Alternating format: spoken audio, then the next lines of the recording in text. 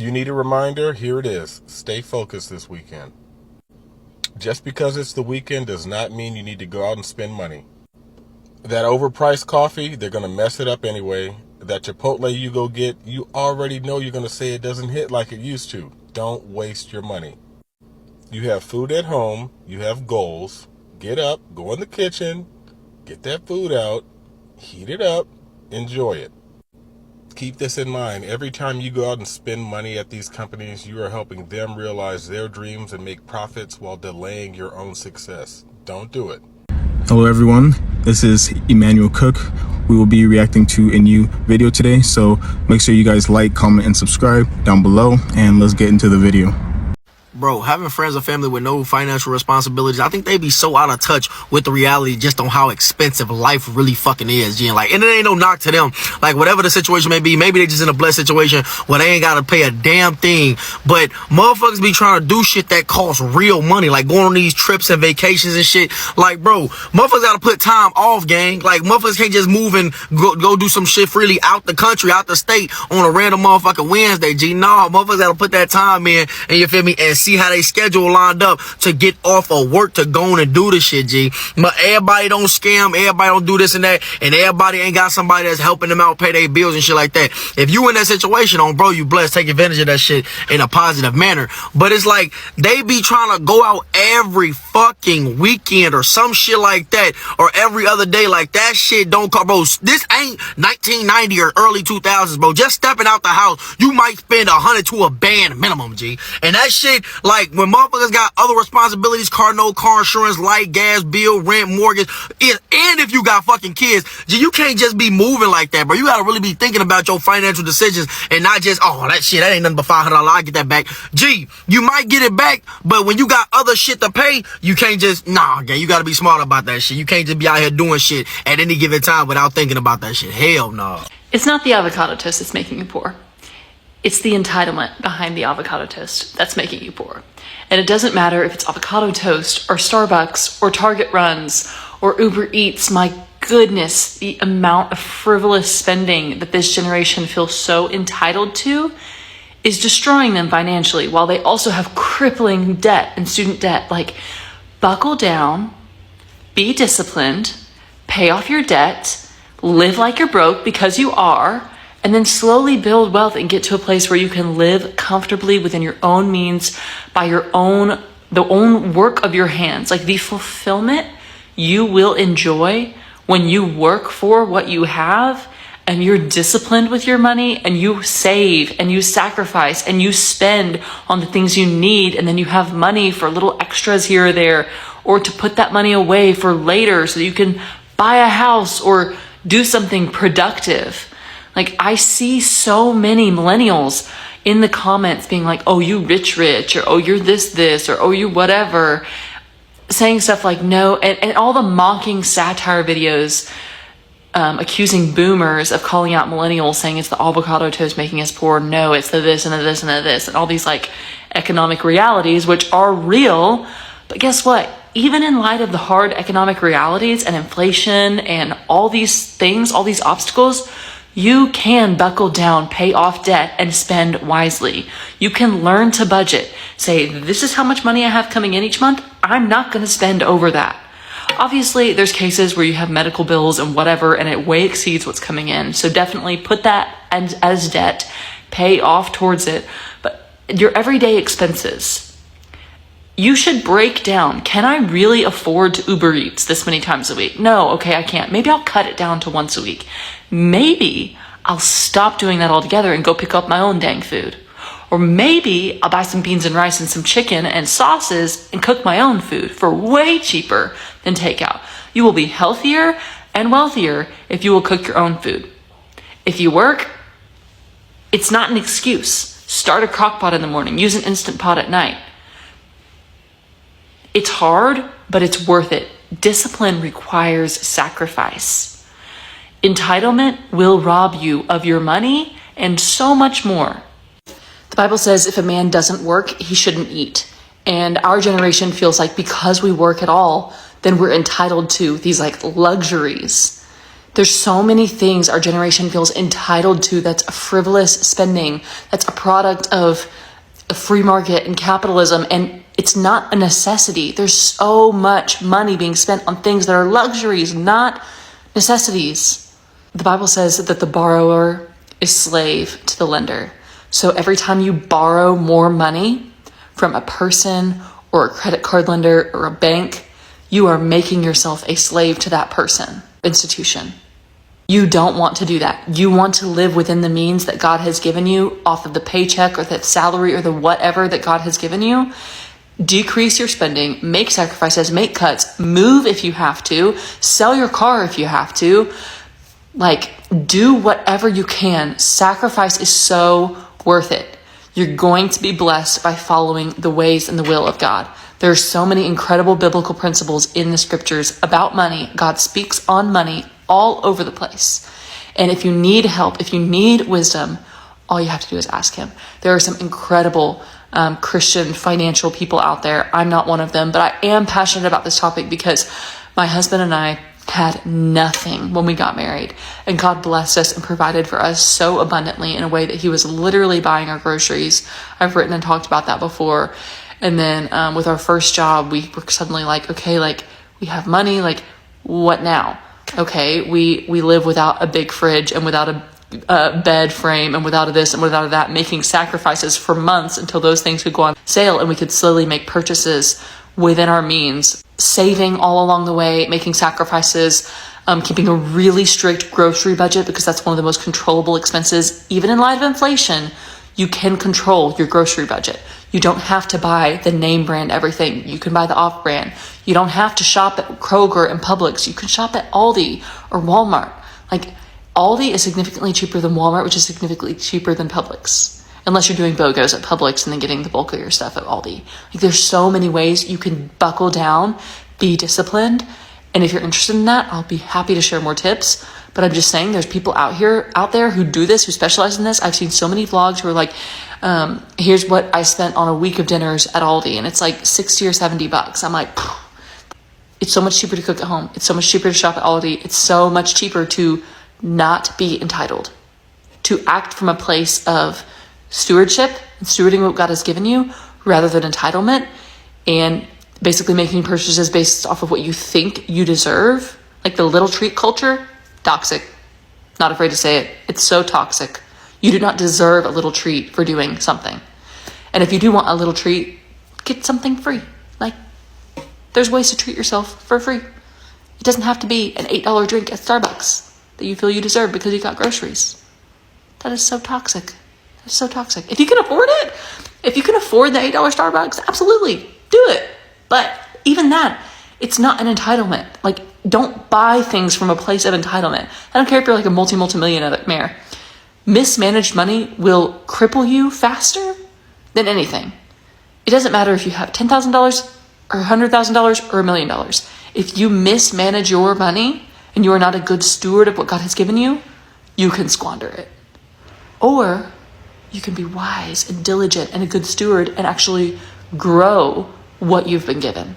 We as a younger generation actually have this idea of treating ourselves. We always try to find excuses and feel entitled to always treating ourselves. Guys, we cannot always treat ourselves. If we actually accomplish something amazing, then yes, treat yourself. You actually deserve it. But if you have not really accomplished anything, and then you're always trying to treat yourself, and you're spending all of this money each and every week treating yourself, you get in the habit of just poor financial choices. So at the end of the day, financial discipline is a lot more important than how much you actually make. People who tries to reach success too fast with no discipline, no game plan, they fall the hardest.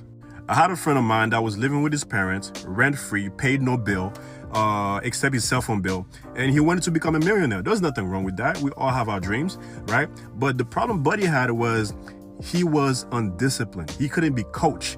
He didn't listen. So what he did was he racked up at least 100 grand in debt.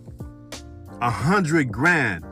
That guy was always chasing the next big thing. He wanted to start in this business or in that business or in this business. But the biggest problem is he never started something and finished it. Then my homie and I would talk to Buddy and say, yo, like, this is not looking so good. This is not going to work because you keep falling into the same trap. And this is exactly what deemed to happen in the future. And if you keep going like this. And he seemed to think that we were the bad guy. Fast forward down the line, Buddy's relationship ended with his girlfriend. He cut off every single last one of his friend. And last time I saw Buddy, dude looked skinny as shit. Depressed. I'm talking about like looking like a homeless. So this is a message for all y'all. Like, sometimes you guys gotta listen. And it's not about hating. If you got good friends around you who really want you to succeed, you got to listen. Because if majority of the people are telling you the same thing, it might mean that you have to look into what you're doing. One financial tip that kind of helped me to get my money together back in 2019 was to implement this strategy called No Spend Monday. No Spend Monday is basically what it sounds like. I prioritized one day a week where I wasn't spending money, and any money I thought about spending, like going on Amazon, grabbing a coffee, I just parked that money in a high yield savings account because I was going to spend it. So not only did I discipline myself to start spending less, I also started training myself to reward myself with money. I should have said train myself to reward myself by building my savings account, which was a strategy that ultimately helped me. And you may be thinking, okay, Brianna, but one day a week ain't gonna really help me. You would be surprised how those small differences matter. So another thing you can do is, of course, take your coffee to work, take your food to work with you. But after No Spend Monday, if I had an aggressive goal, I started doing No Spend Monday, Tuesday, and Wednesday. And you would be surprised at how much you don't have to spend, but at how much you just want to spend. I say that to help you ease into this decision, right? I say that to say I want to help you ease into this decision, and I want to help you not overwhelm yourself. So try a no spend day or no spend days. A quick reminder, please remember to like, comment, and subscribe down below, and let's continue the video.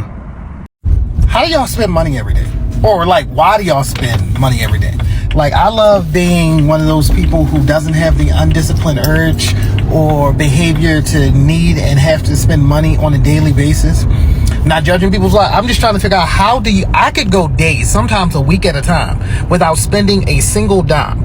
How do y'all spend money every day? Or why is your life structured that there's also always something to buy, need, or refresh? Like, what is that? You're praying for a certain amount of money that you don't even know how to handle. You're praying for a house that you don't even know how to take care of. You're praying for a car that you can't even really afford.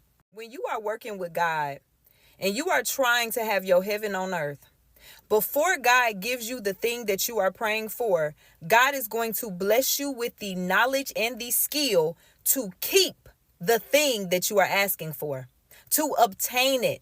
To know how to, especially if it's money, not only know how to take care of your money and manage your money, but to keep it flowing. God is just not going to bless you with a huge amount of money and you don't even know how to take care of your money. And your higher self will block you from making certain decisions because your higher self has money management skills. Your higher self knows financial literacy and financial responsibility.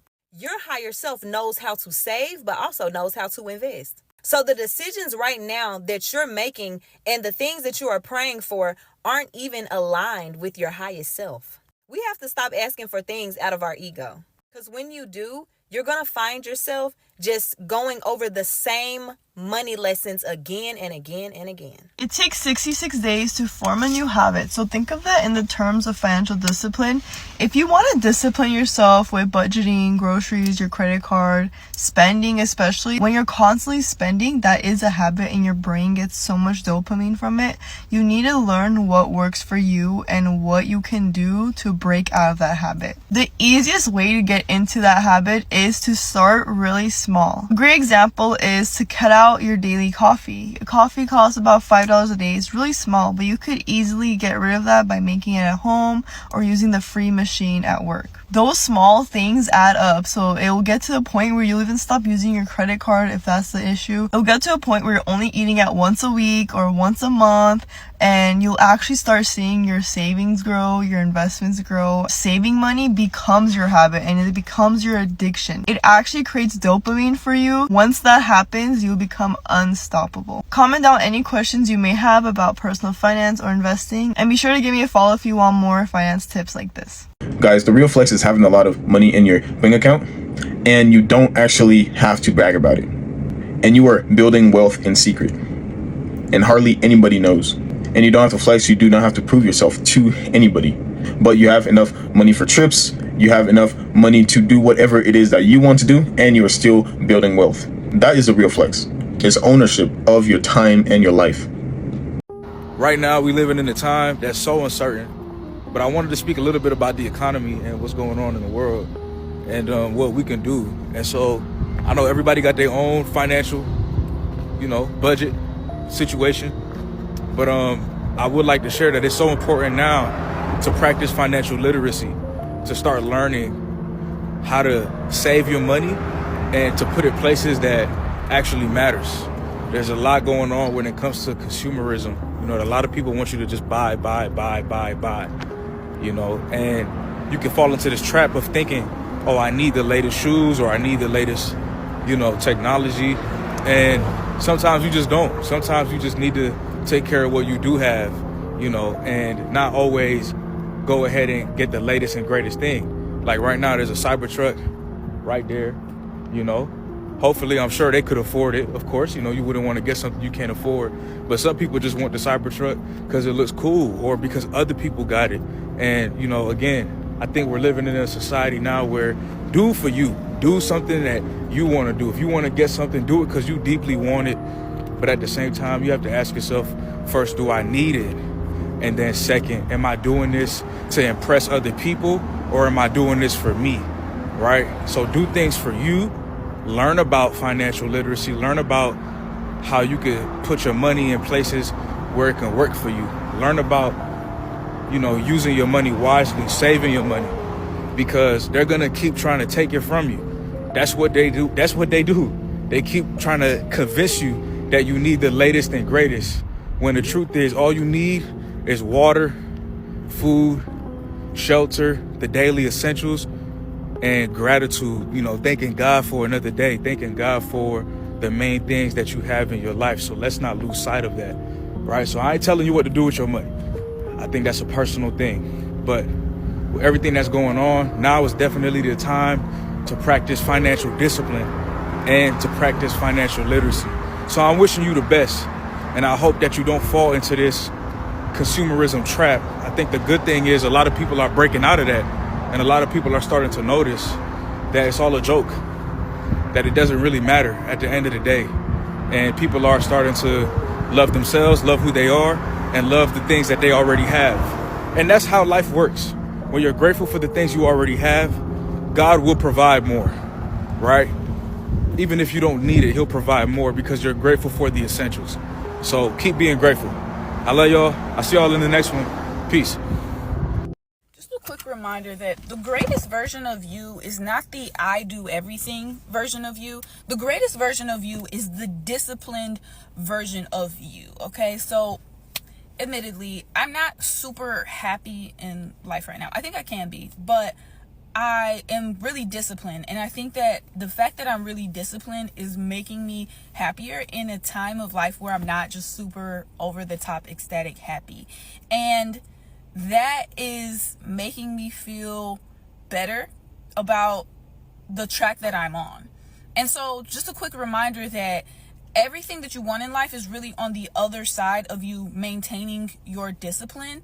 And you really deserve top tier quality experiences, and you deserve the most disciplined version of you, because the most disciplined version of you is the best version of you. The hard truth is, if you don't have self-discipline and self-control, a budget don't even matter. It is required if you won't change. Taking accountability for your choices, your actions is hard. Being broke is harder. Things that I hear or I have struggled with in the past is saying I'm not ready to get uncomfortable. I'm not ready to put the coffee down. I don't want to go without getting my nails done. or my hair done. Girl, I can't save money. When I get money, I'm just gonna spend. Then you have those that was willing to budget, but then just stopped because they forgot about budget. But the hard truth is, if you want different, you have to do different. You have to work on building self-control and building your self-trust back as well, trusting yourself with money. If you know you can't save $1,000 right now, start small. Start just by saving $10 each week. Celebrate every win. Saving $10 is a win. Have fun with it. Do saving goals, track your savings. That way you're keeping up with. So if the goal is to not drink coffee for the week, every time you think about coffee, with that money you would use, put it in a savings account. Then celebrate yourself. If you're like, listen, girl, I need some real accountability. Comment no broke energy in the comments. I'm going to add you to my accountability group and I'm going to hold you. Come back for day 4 tomorrow.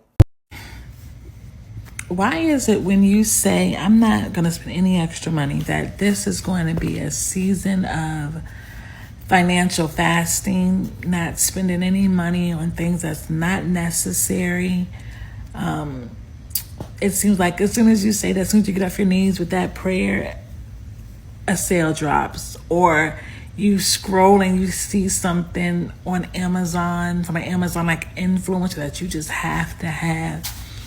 I think it's like when you pray for patience and then God gives you a chance to be patient by testing your patience.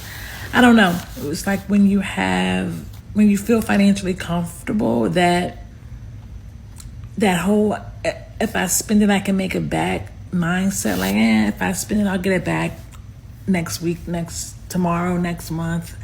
That it's easier for me to just shell it out, knowing it's going to come back to me. I don't know. It's hard to really realize that you're financially irresponsible. You're not hungry. No one's starving. You have excess money, and yet you like to spend that money on things that have no real purpose in your life. Hard pill to swallow at 37, that I thought I had it all figured out, and I obviously have an addiction to shopping and really had nothing crazy to show for it. When I was younger, I was actually pretty financially irresponsible. I used to spend a lot of money in a very short time frame, but I learned over time that when I actually needed the money, I had already spent it, and so I was just stressed all the time. And so through trial and error, I actually learned it is good to save, it is good to invest, and not really spend money like that, because life happens, and you will always beat yourself up because you know that you had the money. You know that the money was there. You just spent it in a foolish way, and now life has happened to you and you do not have the money, and so you are stressed and you are facing the consequences of your life and your choices. And so over time, I was like, you know what, Emmanuel, you have to get your stuff together. You have to do better, and over time, by making good choices, I learned how to invest. I learned how to save money for a rainy day. I learned how to build skills that can actually earn me more money in the future and things like that. But guys, as we grow older, we have to really learn our bad habits and try to improve. And personally, my goal is to improve my habits every single year. And so if I start and I'm really bad at this thing, the next year I should be improving in that area of my life. And so in like 10 years, I should be really good at that thing because I have practiced it for the past 10 years. You need to have financial discipline. I cannot stress this enough, bro. Do you want to be broke? Do you not want to have any fucking money? Do you want to live check to check every week, bro? Sometimes you got to relax and just practice minimalism, bro. All that shit can come later. Stop spending your money on bullshit, bro. Fucking weed all the time, alcohol. Spending it on fucking females, all that stupid shit. Buying new shoes, new games, all that dumb shit that doesn't fucking matter, bro. Put your head down and dig and save your money, bro. Like, if you don't, bro, you are going to regret this shit, bro. You in the future is not going to like what you did in the past, bro. Save your money and stack. You will stay broke unless you learn financial discipline. 4 things that I did as a single mom so that I can stop living paycheck to paycheck and get my financial situation in order. First and foremost, check your bank statements. If you're old school like me, print them out, highlight them, do what you need to do, but you need to track your spending. You have to know where your money is going. If you don't know where your money is going, then you can't tell it where to go. Second, you have to cut back to the essentials. It's needs only right now. We're not doing anything extra. Bye-bye Apple Music, bye-bye all of these other unnecessary subscriptions. It's not forever, it's just for now until we get our situation together. Third, you have to give every dollar a job. That's why we tracked our spending, so we can know where it's going. And then we want to reroute it to where we need it to go. Last but not least, let go of the quick fixes. There's so much information online about how you can make extra money really fast and all of these other side hustles. I'm not against it. Yes, get more income, that's important. But right now, this is about creating a new habit. It's about building your financial discipline muscle. It's not about quick fixes or hacks. I was not born knowing all of this stuff. I made a lot of mistakes. I messed up a lot. My money was like low. Okay, I was broke. Trial and error. But I made a decision to do better, not just for myself, but also for my son. And now we're in such a better financial situation, and I love it here. If you're serious about getting your money in order, follow me. I'm not here to judge. I am here to help. Part 3 of a 30-day series where I'm sharing everything that I've learned over the past 10 years as a financial advisor. I'm sitting outside of Target, so today I'm just gonna rapid fire 5 different things that you can do to check in on your financial health and start making progress towards feeling in control of your situation. Number 1 is stop using a traditional savings account.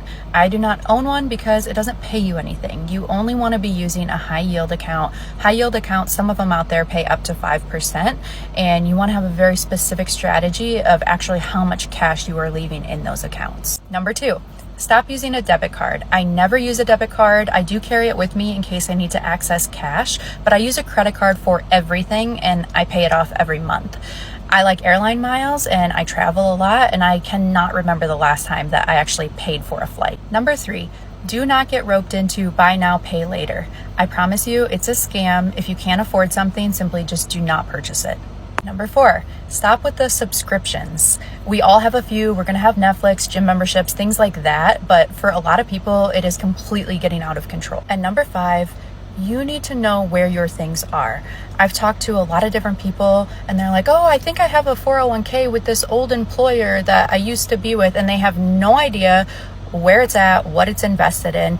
And in my mind, I'm like, okay, I'm glad you're so wealthy that you can just lose track of $10,000. These are very basic concepts, so I recommend just doing a quick little self-audit to see where you are on these. My next goal would actually be to have free flights. And so I have to put a lot more things on my credit card and just pay it off every single month.